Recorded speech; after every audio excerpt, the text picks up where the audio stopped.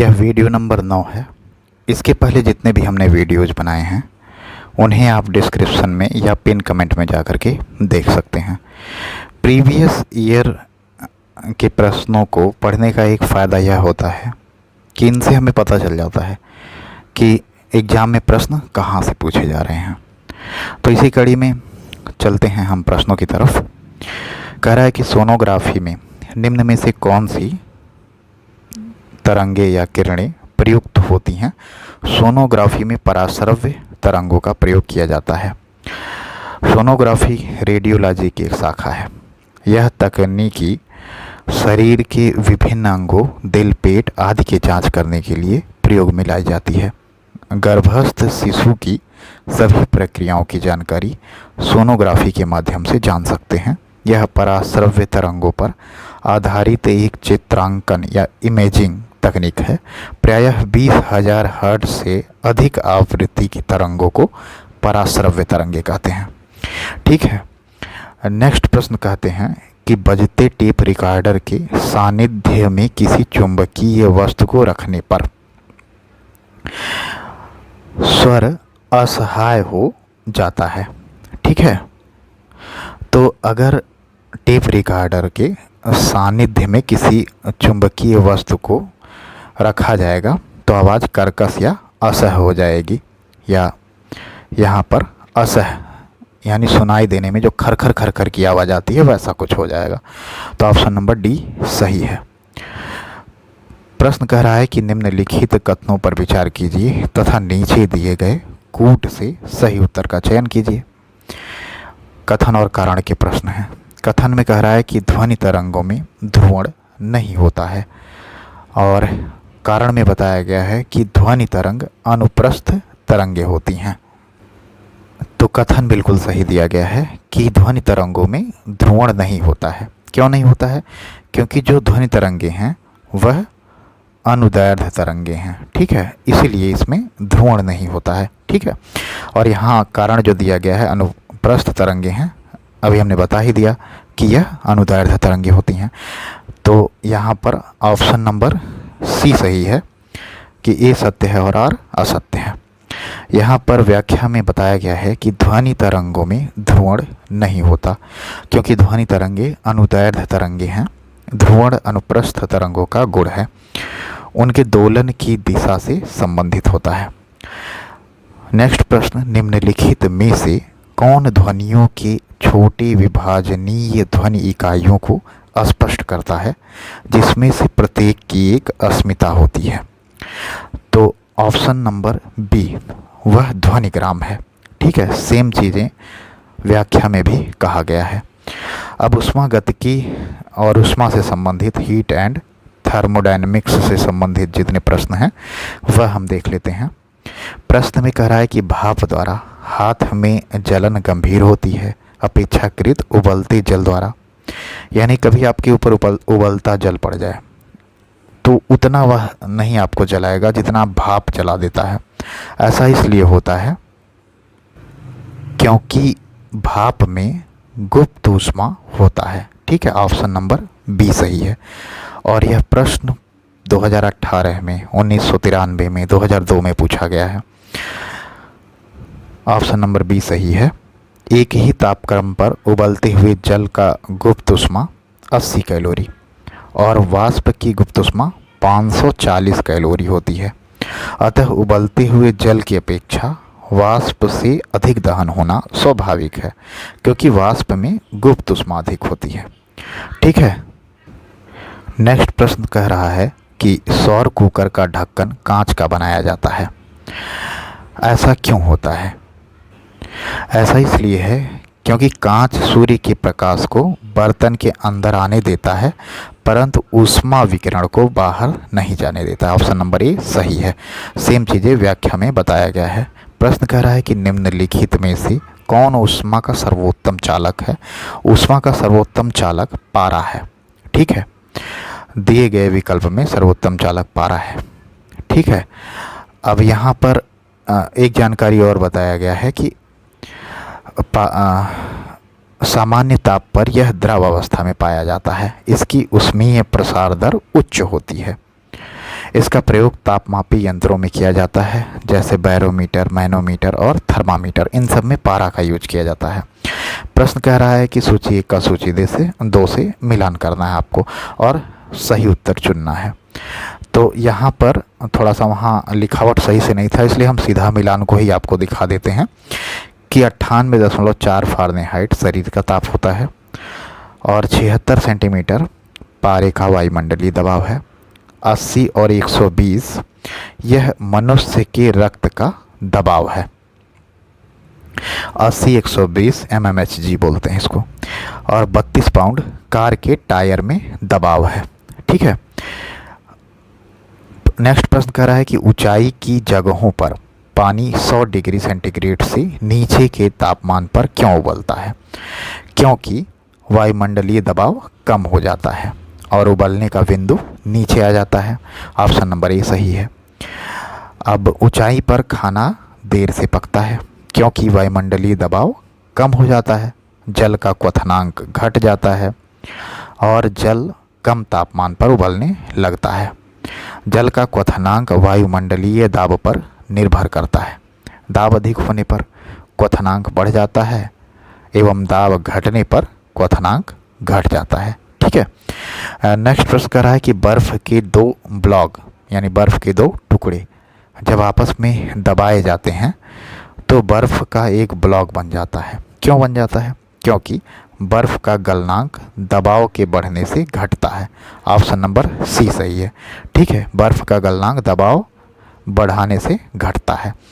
Same चीज़ें यहाँ बताया गया है कि गलनांक बढ़ने से दबाव बढ़ेगा तो गलनांक जो है घट जाएगा। ठीक। नेक्स्ट प्रश्न कह रहा है कि परम शून्य उस तापक्रम को कहते हैं जिस पर, परम शून्य किसे कहते हैं? जिस पर किसी गैस की आणविक गति रुक जाती है। ठीक है। किसी गैस की अगर आणविक गति जहाँ पर रुक जाएगी उसे परम शून्य कहेंगे। परम शून्य या न्यूनतम संभव ताप, इससे कम कोई ताप संभव नहीं है। गैसों के अणुओं की गति इस ताप पर शून्य हो जाती है। ठीक है। परम शून्य ताप का मान 273.15 डिग्री सेंटीग्रेड। अब यह माइनस में होता है। ठीक है। तो यह बताया गया, इसे प्रायः 0 डिग्री केल्विन में दर्शाया जाता है। ठीक है। चलते हैं नेक्स्ट क्वेश्चन पर। नेक्स्ट क्वेश्चन, ताप के निम्नलिखित में से किस पैमाने में ऋणात्मक मान नहीं होता है? ठीक है। किस पैमाने में ऋणात्मक मान नहीं होता है? तो केल्विन में ऋणात्मक मान नहीं होता है। केल्विन पैमाने पर जल के हिमांक को 273 केल्विन तथा भाप बिंदु को 373 केल्विन अंकित किया जाता है। इनके बीच की दूरी 100 बराबर भागों में बांट दिया जाता है। प्रत्येक भाग को 1 केल्विन कहा जाता है। इस प्रकार केल्विन पैमाने में ऋणात्मक मान नहीं होता। 0 केल्विन का अर्थ है -273 डिग्री सेंटीग्रेड, या जिसे परम शून्य ताप भी कहते हैं। प्रश्न कह रहा है कि निम्नलिखित प्रकार के ऊष्मा इंजनों में कार्बोरेटर का प्रयोग किस में किया जाता है? तो कार्बोरेटर का प्रयोग पेट्रोल इंजन में किया जाता है। ठीक है। 2022 प्री में पूछा गया प्रश्न है। यहाँ सेम यही बात बोल रहा है कि कार्बोरेटर पेट्रोल इंजन में प्रयुक्त होता है। कार्बोरेटर पेट्रोल में हवा को मिलाता है जिससे उच्च दहन क्षमता वाला ईंधन मिश्रण पेट्रोल प्लस वायु से प्राप्त होता है। इस मिश्रण में एक विशेष अनुपात में हवा और पेट्रोल मिले होते हैं। ठीक है। और जिससे दहन अच्छे से हो पाता है। नेक्स्ट प्रश्न कह रहा है कि ऊष्मागतिकीय रूप में कार्बन का सबसे स्थिर रूप कौन सा है? कार्बन का सबसे स्थिर रूप है ग्रेफाइट। ऑप्शन नंबर सी सही है। यहाँ पर एक बात और बताया गया है कि ग्रेफाइट ऊष्मा का तथा विद्युत का सुचालक होता है। ठीक है। इसे काला सीसा भी कहा जाता है। हीरा, फुलरीन और कोयला कार्बन के अपर रूप हैं, यह याद रख लीजिएगा। ठीक है। हीरा, फुलरीन और कोयला कार्बन के अपर रूप हैं। नेक्स्ट प्रश्न कह रहा है कि एंट्रॉपी के संदर्भ में जब तंत्र की ऊर्जा बढ़ती है तो निम्नलिखित में से कौन सा कथन सही होगा? तंत्र की एंट्रॉपी बढ़ती है और तंत्र की एंट्रॉपी घटती है। तो जब ऊर्जा बढ़ेगी तो एंट्रॉपी भी बढ़ेगी। ठीक है, यानी ऊर्जा का समानुपातिक संबंध होगा। ठीक है, यह याद रख लीजिएगा बिल्कुल। अब यहाँ पर व्याख्या में बताया गया है कि ऊष्मागतिकी में एंट्रॉपी किसी ऊष्मागतिक निकाय में अनिश्चितता और अव्यवस्था की मात्रा को दर्शाती है। ऊष्मागतिकी निकाय को ऊष्मा दी जाती है, अर्थात तंत्र का निकाय की ऊर्जा बढ़ती है। जब ऊष्मा दी जाएगी तो ऊर्जा बढ़ेगी, तब यह निकाय की आणविक गति को बढ़ाकर निकाय की अव्यवस्था बढ़ा देती है, अर्थात तंत्र या निकाय की एंट्रॉपी बढ़ जाती है। ठीक है, प्रश्न पूछ रहा है, कथन और कारण से संबंधित है। मानव गर्म एवं आर्द्र जलवायु में सहज महसूस करता है। आर्द्र जलवायु में पसीना तेजी से वाष्पित हो जाता है, यह कारण बताया जा रहा है। क्या मानव सहज महसूस करता है? ऐसा तो बिल्कुल भी नहीं है कि मौसम गर्म हो और आर्द्र जलवायु हो और मानव सहज महसूस करे, तो यह गलत दिया हुआ है ऑप्शन कथन ए। और कारण कह रहा है कि आर्द्र जलवायु में पसीना तेजी से वाष्पित हो जाता है, ऐसा नहीं है। पसीना तेजी से वाष्पित कैसे होगा जब बाहर भी आर्द्रता है? तो दोनों गलत है। ठीक है, तो ऑप्शन देख लेते हैं यहाँ। ऑप्शन नंबर डी, ए और आर दोनों असत्य हैं। यह ACF-RFO के 2021 के पेपर में पूछा गया प्रश्न है। ठीक है, सेम चीज़ें यहाँ व्याख्या में भी लिखा गया है। प्रश्न कह रहा है कि एक ब्लैक बॉडी नहीं करती है, एक ब्लैक बॉडी विकिरण का अपवर्तन नहीं करती है। ठीक है, ब्लैक बॉडी विकिरण का उत्सर्जन एवं अवशोषण तो करती है मगर अपवर्तन नहीं करती। ब्लैक बॉडी पदार्थ की एक आदर्श अवस्था है जो अपने ऊपर पड़ने वाली सभी विद्युत चुंबकीय विकिरण को अवशोषित कर लेती है। इसमें एग्जाम्पल के रूप में आदर्श कृष्णिका को आप जानते होंगे। ठीक है, या यह भी जानते होंगे कि सर्दी के मौसम में काले कपड़े और गर्मी में सफ़ेद कपड़े पहने जाते हैं, सेम इसीलिए। ठीक है, अब प्रश्न कह रहा है कि थर्मस फ्लास्क में लंबे समय तक तरल गर्म या ठंडा रहता है क्योंकि ऊष्मा की कोई हानि अथवा प्राप्ति नहीं होती है चालन द्वारा और संवहन एवं विकिरण द्वारा। यह दोनों सही है, ऑप्शन नंबर सी सही है, ए और बी दोनों। यहाँ पर व्याख्या में बताया गया कि चालन, संवहन एवं विकिरण प्रक्रिया ना होने के कारण जो थर्मस है वहाँ लंबी समय तक तरल या तो ठंडा रहेगा या तो गर्म रहेगा। ठीक है, तो ऑप्शन नंबर सी सही है। नेक्स्ट क्वेश्चन देखते हैं कि निम्नलिखित युक्तियों में से किसको मोटर गाड़ियों के इंजन को ठंडा करने के लिए प्रयोग में लाया जाता है? तो जो मोटर गाड़ी के इंजन हैं उनको ठंडा करने के लिए रेडिएटर का यूज होता है, ऑप्शन नंबर सी सही है। ठीक है, आपने देखा होगा कि अब एक ऐसा जालीनुमा गाड़ियों में रेडिएटर लगाया जाता है जिसमें हवा आसपास उसको पार करता रहता है, तो सेम वही रेडिएटर है, यह काम इंजन को ठंडा करने का करता है। अब यहाँ पर यही बातें बताई गई हैं कि रेडिएटर का प्रयोग गाड़ियों में इंजन को ठंडा करने के लिए किया जाता है। मोटर कार में रेडिएटर ऊष्मा संचरण के संवहन सिद्धांत पर कार्य करता है। ठीक है, यह जरूर याद कर लीजिएगा कि रेडिएटर ऊष्मा संचरण के संवहन सिद्धांत पर कार्य करता है। नेक्स्ट प्रश्न कह रहा है कि जल का घनत्व ताप के साथ साथ परिवर्तित होता है जिससे जलीय प्राणियों को ठंडे जल में रहने में मदद मिलती है। जल का घनत्व किस ताप पर महत्तम हो जाता है, यानी किस ताप पर सर्वाधिक हो जाएगा जल का घनत्व? तो 4 डिग्री सेंटीग्रेड पर जल का घनत्व महत्तम हो जाता है। व्याख्या देख लेते हैं हम। यहाँ पर बताया गया है कि 4 डिग्री सेंटीग्रेड ताप पर जल का घनत्व अधिकतम तथा आयतन न्यूनतम होता है। ठीक है, जल का घनत्व ताप के साथ साथ परिवर्तित होता रहता है। शीतकाल में झील या जलाशय की ऊपरी परत 0 डिग्री सेंटीग्रेड पर ठंडा होने पर बर्फ़ बन जाती है, जबकि नीचे का तापमान 4 डिग्री सेंटीग्रेड रहता है और नीचे का जो जल है वह द्रव अवस्था में बना रहता है। इससे जलीय प्राणियों को ठंडे जल में रहने में मदद मिलती है। ठीक है, नेक्स्ट प्रश्न कह रहा है कि सेल्सियस तथा फ़ारेनहाइट थर्मामीटर एक समान पाठ्यांक दर्शाएंगे। कब सेल्सियस और फ़ारेनहाइट एक समान पाठ्यांक दर्शाएंगे? तो -40 डिग्री सेंटीग्रेड पर दोनों एक समान पाठ्यांक दर्शाएंगे।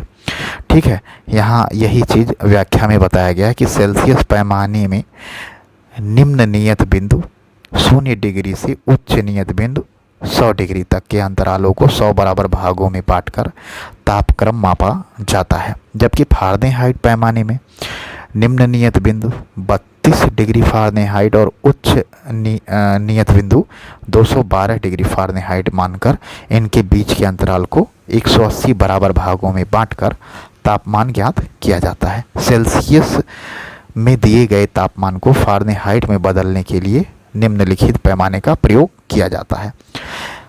यहाँ बताया गया कि सेल्सियस बटे 100 बराबर फ़ारेनहाइट -32 बटे 180 बराबर R बटे 180। ठीक है, और इसी प्रकार से यहाँ पर वह पाठ्यांक 40 है जब सेल्सियस और फ़ारेनहाइट एक समान पाठ्यांक दर्शाएंगे। ठीक है, यहाँ पर यह सॉल्यूशन दिया हुआ है, आप देख सकते हैं। वैसे सॉल्यूशंस की ज़रूरत है नहीं, हमें अपने क्वेश्चंस को तैयार करना है। प्रीवियस में कई बार पूछा गया प्रश्न है कि प्रेशर कुकर में भोजन कम समय में तैयार हो जाता है। ऐसा क्यों होता है?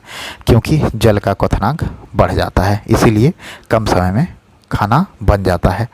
ठीक है, अब व्याख्या ज़रूर देख लेंगे इसका कि प्रेशर कुकर में खाना जल्दी पक जाता है क्योंकि कुकर अधिक दाब के कारण पानी का क्वथनांक बढ़ जाता है। वायु दाब पानी में उबलते बिंदु यानी क्वथनांक को प्रभावित करता है। वायु दाब के परिवर्तित होने पर उबाल बिंदु यानी क्वथनांक तथा ऊष्मा की मात्रा परिवर्तित होती है। अधिक वायु दाब होने के कारण क्वथनांक तथा ऊष्मा की मात्रा बढ़ती है, जबकि निम्न वायु दाब की दशा में उबाल बिंदु जिसे क्वथनांक भी कहते हैं तथा ऊष्मा की मात्रा घटती है। नेक्स्ट प्रश्न कथन और कारण का है कि यदि फ्रीजर पर बर्फ़ इकट्ठी होती है तो रेफ्रिजरेटर में शीतलन बुरी तरह प्रभावित हो जाता है, और इसका कारण बताया जा रहा है कि बर्फ़ एक दुर्बल चालक है।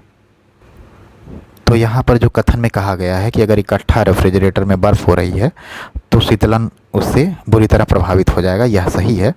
और बर्फ़ दुर्बल चालक है तो यह भी सही है। ठीक है, दोनों सही है और दुर्बल चालक है इसीलिए बुरी तरह प्रभावित होता है। तो यहाँ पर व्याख्या भी सही रूप से कर रहा है, तो यहाँ यही सही होगा कि दोनों सही है और व्याख्या भी कर रहा है, स्पष्टीकरण भी है। ठीक है, PCS 2010 में पूछा गया प्रश्न है, व्याख्या भी सेम दिया गया है। प्रश्न कर रहा है जब सीले बिस्कुटों को थोड़ी देर तक फ्रिज के अंदर रखा जाता है तो वह कुरकुरी हो जाते हैं। ऐसा क्यों होता है? ऐसा इसलिए होता है क्योंकि फ्रिज के अंदर आर्द्रता कम होती है। ठीक है, और इसलिए अतिरिक्त नमी अवशोषित हो जाती है। ठीक है, ऑप्शन नंबर बी सही है यहाँ पर, और सेम चीज़ें आपको व्याख्या में भी बताया गया है। ठीक है, प्रश्न कह रहा है कि निम्नलिखित अवस्थाओं में से किसमें गीले कपड़े सबसे जल्दी सूख जाएंगे? ठीक है, किस में सूखेंगे सबसे जल्दी? तो 20% आर्द्रता हो और 60 डिग्री सेंटीग्रेड का तापक्रम हो तो उसमें सबसे जल्दी कपड़े सूख जाएंगे। ठीक है, सेम चीज़ आपको यहाँ व्याख्या में भी बताया गया है।